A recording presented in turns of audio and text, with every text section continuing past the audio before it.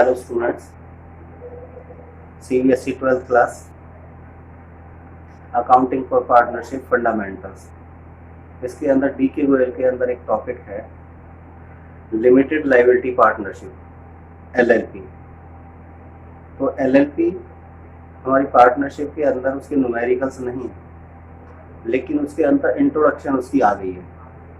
तो वो इंट्रोडक्शन कई राइटर ने कवर की है, कई ने नहीं की, लेकिन एक राइटर ने कवर की है, तो हम इस पॉइंट को लेकर चल रहे हैं। Limited liability partnership introduction.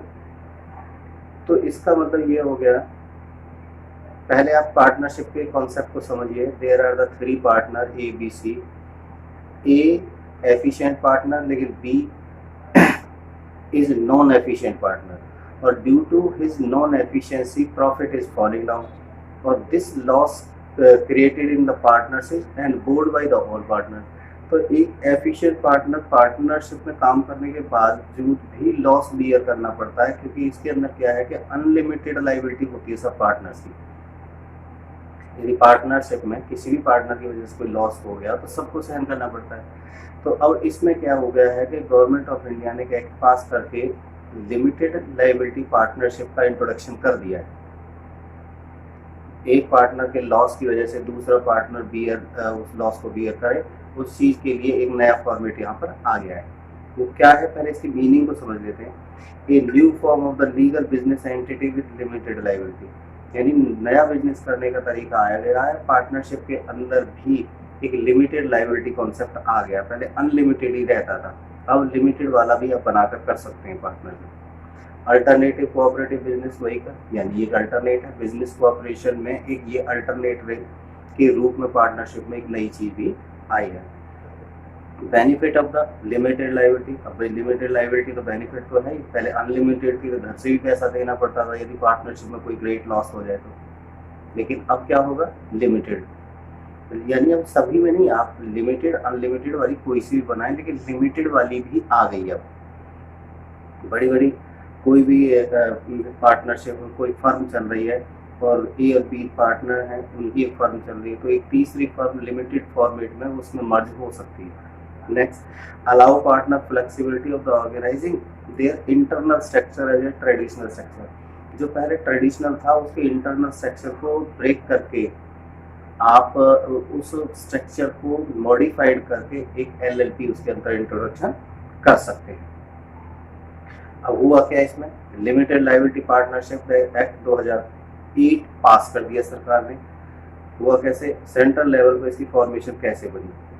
पहला स्टेप, उनका government paper prepare draft paper. सबसे पहले गवर्नमेंट एक ड्राफ्ट पेपर तैयार करती है कि क्या करना चाहते हैं, डिस्कस विद एक्सपर्ट और जेन्युइन पर्सन, फिर वो एक्सपर्ट के साथ उसकी सलाह ली जाती है, फिर वो पेपर तैयार होता है। उसके बाद convert draft paper into bill, फिर वो बिल में कन्वर्ट किया जाता है। फिर क्या होगा, प्रेजेंटेड इन पार्लियामेंट। उसके बाद अगला स्टेप है वो चीज़ पार्लियामेंट में आएगी। पार्लियामेंट में 2 हाउस होते हैं, एक अपर एक लोअर। फिर लोअर हाउस में डिस्कस किया जाता है, फिर अपर हाउस में डिस्कस किया जाता है। दोनों से उसको एक स्पेसिफिक मेजोरिटी से पास कराया जाता है। जब वो पास हो जाता है तो फिर जाता है प्रेसिडेंट के पास। ये तीसरे स्टेप में आती है, presented into the president for approval, यानी प्रेसिडेंट को अप्रूवल के लिए, यानी प्रेजेंटेड फॉर अप्रूवल, ऐसे है ये, presented for approval for president of India. Sign it प्रेसिडेंट ऑफ इंडिया साइन इट बिकम द एक्ट। वो साइन करते हैं, इसका रीड करते हैं, डिस्कस करते हैं, उसके बाद सिग्नेचर करते हैं, तो वो एक्ट बन जाता है। और फिर एक गजट के थ्रू ये एक्ट ऑल ओवर इंडिया पे लागू हो जाता है। उसके बाद क्या हुआ, पास कब हुआ, parliament pass limited liability partnership on 12 December 2008। Parliament में ये 2 दिसंबर 2008 में पास हो चुका है। हुआ क्या है, assented by the president, president ने सहमति कब दी, 7 जनवरी 2009 को, और called is limited liability partnership act 2008। ये MCQ में आ सकता है क्वेश्चन, वैसे डिटेल में आने के चांसेस कम है, लेकिन MCQ के चांसेस बने रहते हैं। लिमिटेड लायबिलिटी पार्टनरशिप एक्ट 2008, छोटी सी थ्योरी है।